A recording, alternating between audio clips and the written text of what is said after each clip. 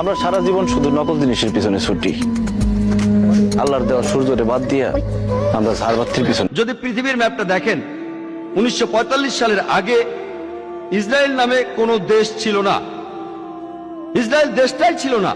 এই ইহুদি দলগুলি, এই দলগুলিকে সন্ত্রাসী বলে ডাকতো ব্রিটিশরা। তারা একটা ইহুদি রাষ্ট্রের জন্য লড়ছিল।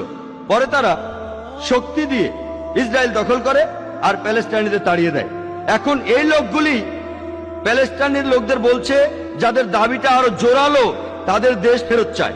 এখন তাদেরকে সন্ত্রাসী বলে ডাকছে ইসরায়েলিরাই। চিন্তা করেন, হিটলার 60 লক্ষ ইহুদি মেরেছিলেন, তিনি ইহুদিদের বের করে দিয়েছিলেন। তারা প্যালেস্টাইনে যাবে কেন? প্যালেস্টাইনিরা তাদের জ্ঞাতি ভাইদের আমন্ত্রণ জানিয়েছিল। তারা যদি কোনো দেশ চায় তাহলে জার্মানিতে ফিরে যাওয়া উচিত, ইউরোপে যাওয়া উচিত। চিন্তা করেন, প্যালেস্টাইনিরা তাদের স্বাগতম জানিয়েছিল। ধরেন আপনার বাসায় একজন মেহমান আসলো, অচেনা সেই লোককে আপনি বাসায় থাকতে দিলেন, আর কিছুদিন পর সে আপনাকে বাসা থেকে বের করে দিল। আপনি দরজার সামনে বলতে থাকলেন, আমার ঘর ফেরত চাই, ফেরত দেন। লোকে আপনাকে বলবে সন্ত্রাসী। ঠিক এই ঘটনাই ঘটেছে। আজকে এই প্যালেস্টাইনিদের সন্ত্রাসী বলা হচ্ছে কেন? তারা তাদের দেশ ফেরত চায়। আর এখন পৃথিবীর মানুষ, বিশেষ করে উন্নত দেশগুলির মানুষ, তারা নির্বিকার ভাবে এই অন্যায় মেনে নিচ্ছে।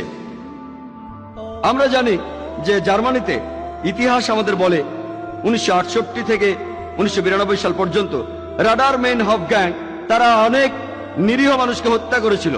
ইটালিতে ইতিহাস থেকে আমরা জানতে পারি রেগ ব্রিগেডের কথা, তারাও অনেক নিরীহ মানুষকে হত্যা করেছে। এমনকি 1978 সালে তারা অপহরণ করে ইটালির প্রধানমন্ত্রী এলডো মোরাকে, আর 55 দিন পর তাকে হত্যা করে। আরো যদি দেখেন এরকম দল, এরকম সন্ত্রাসী দল এমনকি জাপানেও আছে, দ্য জাপানিজ রেড আর্মি। তারা একটা বৌদ্ধ কাল্ট, ওম শিনরিকিও বৌদ্ধ কাল্ট। আর তারা একবার নার্ভ গ্যাস দিয়ে টোকিও সাবওয়েতে হাজার হাজার মানুষকে মারতে চেয়েছিল, কিন্তু ভাগ্য ভালো তারা খুব একটা সফল হতে পারেনি। সেখানে মারা গিয়েছিল মাত্র 12 জন। তবে 5700 জনেরও বেশি নিরীহ মানুষ এই ঘটনায় নার্ভ গ্যাসের কারণে আহত হয়েছিল। এরা সবাই বৌদ্ধ। ইংল্যান্ডে 100 বছরেরও বেশি সময় IRA, আইরিশ রিপাবলিকান আর্মি, বিভিন্ন আক্রমণ চালিয়ে যাচ্ছে ইংল্যান্ডের বিরুদ্ধে।